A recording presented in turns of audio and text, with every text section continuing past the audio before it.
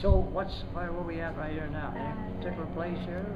Have you ever flown to different states, continents, countries? Yeah, see, I told you. Yeah, right. Got it. Questions. So, well, which countries were you in? Oh, I was in Yeah. England. Was the first in the United States. Well, yeah, right. USA, and then England, and France, and Belgium. I mean, those are the places I was stationed at. Stationed. But we flowed over the Netherlands, you know, and over Germany, of course. Germany. Right. Yeah.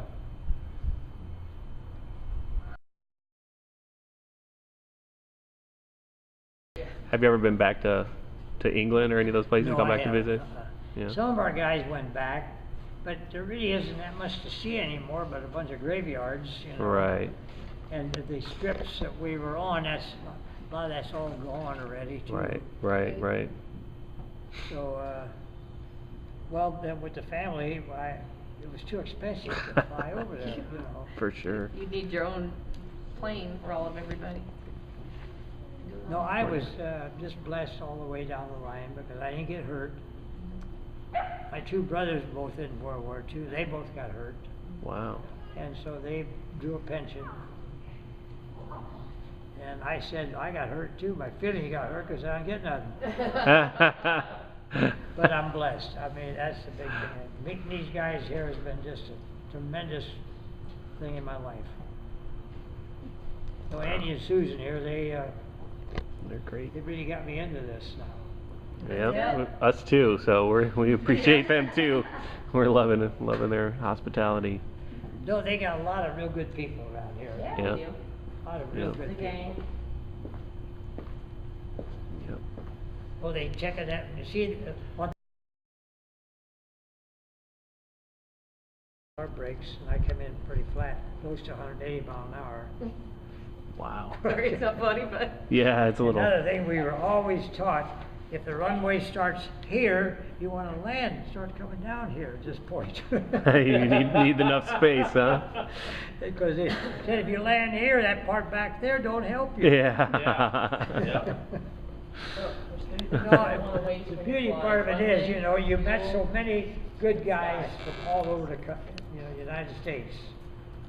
All with the same idea, you know, they want a job to do, and so they had to keep their cool to do the things we had to do. Yeah, we were told when we went overseas, you're not all coming back. Wow. But you know, at that time, it didn't bother you. Look, I want to fly. I want to fly combat. Right, that's what you went to do, so you do it. You know, we flew combat we got there in January of '44, and we started flying combat in March from England, and we flew out of England there until after D-Day, a little while. It so happened that the strip that I had to land in France was later used then, not very much later, on the strip that I was on.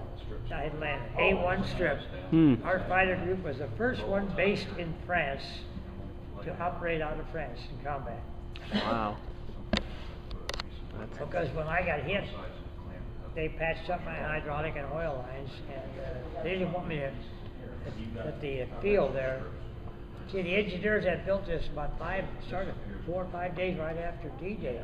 It's amazing that they got a strip, you know, leveled and flattened out and rolled this runway down in such a short time after D-Day. That's incredible. Yeah. That was, those guys are to be really, really commended. But when I had to fly back to England then, I was only there a couple of days.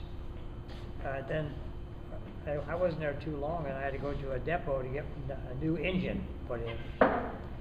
And so it was only a few more days our outfit was getting ready, and they pulled out. And so I was on that air base with the sergeant, and when I flew to the depot, they flew me back, but they had a little small airplane, something like one of these little small ones here, you know, to fly, to go back and forth checking on my airplane. And the sergeant with me, I'd take him up and I'd try to teach him how to fly, you know, too. And we had a lot of fun with the airplane.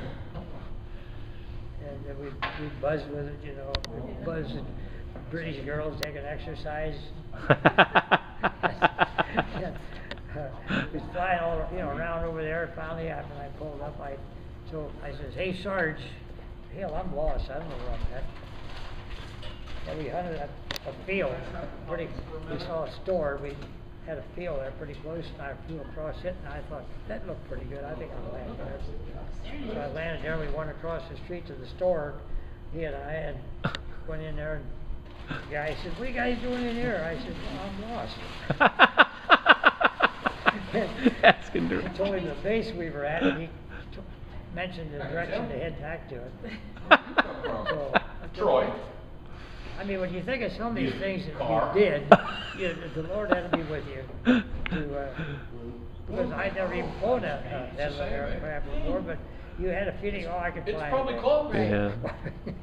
So we had very good training, and I think our instructors that graded us accordingly. Each phase you went through, your instructor, he pretty well graded what he thought you might be best suited for. You didn't know how he graded you. But at the end, that all come out then. Your 3 phases of instruction, your instructor maybe thought you were best suited to be a fighter pilot. Amazing. And then some were graded to be a twin engine. Some were graded to be multi-engine. Wow. And Mickey Spillane was graded to be an instructor. And I told him, I said, "Hey, Mickey, you know why they made you an instructor?" I said, "You're smarter than us guys. That's why." Oh, that's funny. And I'd never run across him last time, but he passed away a couple of years ago. Right. I was hoping to run across him, and Well, we're gonna paint I think he was flames South on the Carolina. Yeah, flames on the cow. Tim doesn't know that. And I went down there with planned a trip with my family and all that, my sons. And here my daughter called me up a couple of weeks before we was going to be leaving and said, "Dad, I saw the paper where Mickey Spillane died." Oh, man. So I never got a chance to see him again. But he had 4 children, then he divorced and remarried. But he become pretty famous, you know, in his lifetime, man. Yeah, for sure.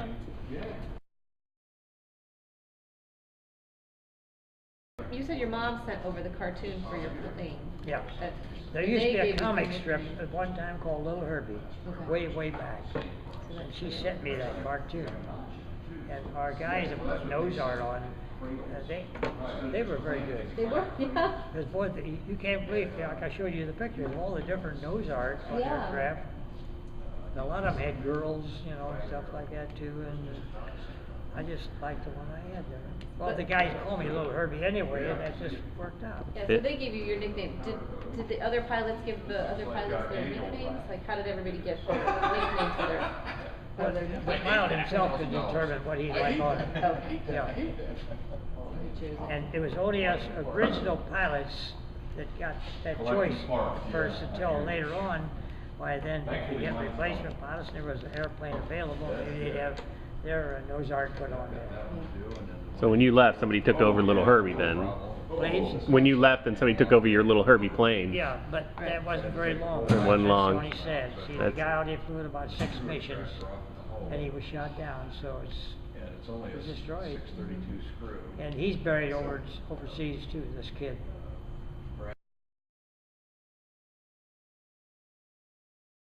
No, it's, then you realize how stupid wars are though. When you know all the guys that are lost, you know, and especially your ground forces, about 1,000, you know, buried all over in the different graveyards. Yeah, you got it. Because see, most of the time when a pilot crashed in a fighter, he's generally burned, you know, there's nothing left to speak of. So, And so you carried your 2 dog tags, so if he was picked up by the enemy or the French people, they would maybe give you a temporary burial, and then you were dug up later and put No in flying the now. military cemetery. Hmm. almost. No, that had to be terrible news for people when they get their notice, you know. Yep. It's a lot more broken. Saying your son Blue was sky. killed in action. You don't know how. Just like the guys on the landing crafts.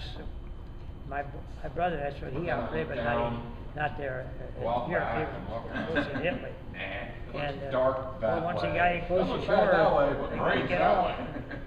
The Germans Great, had this way. put a lot of obstacles out in the Right, water, right. like big railroad irons and all that, and so the boats couldn't get in close enough to drop them. And with all the gear those guys had to carry, as they get off the boat, some of them drowned. They said getting off of the landing craft.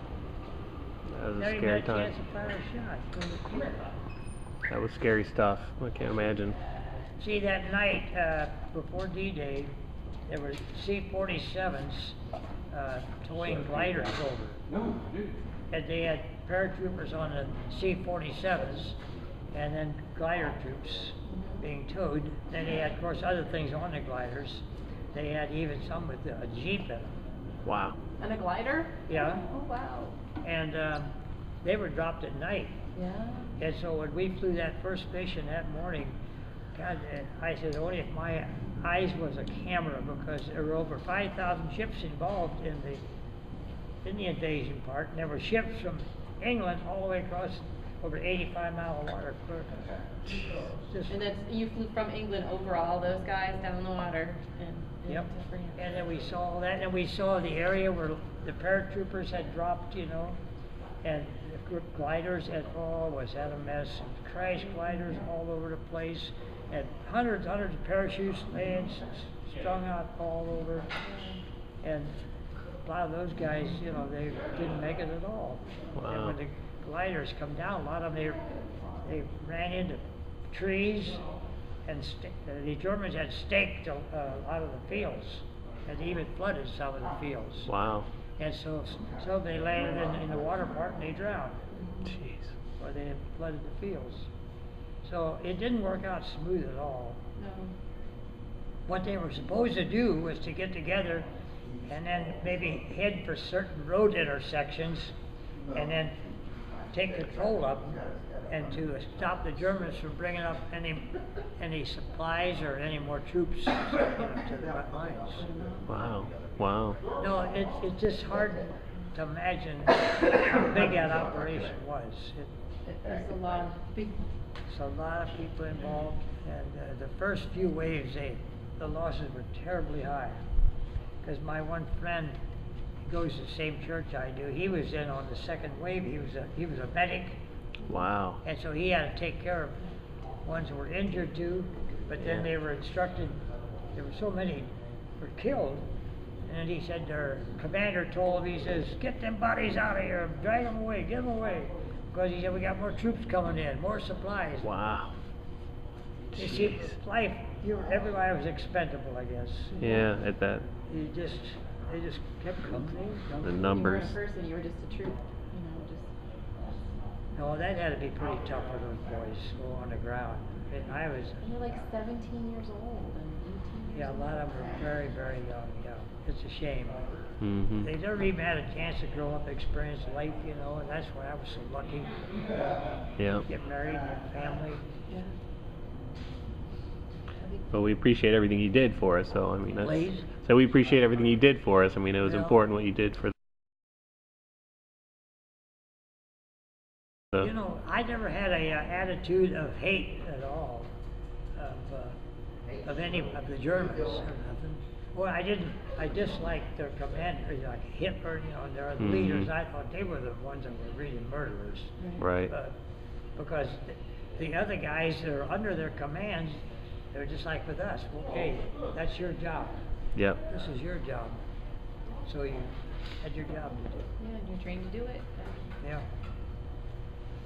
Amazing. No, when you think back, then you really thank God for everything. Yep. At my age too, that's why I'm so thankful that about everybody my age is gone. I'm 92, and boy, I'm able to get around. I can drive. Drive your car and. I can drive at Right. night. I can drive in the rain or snow or. Oh, we're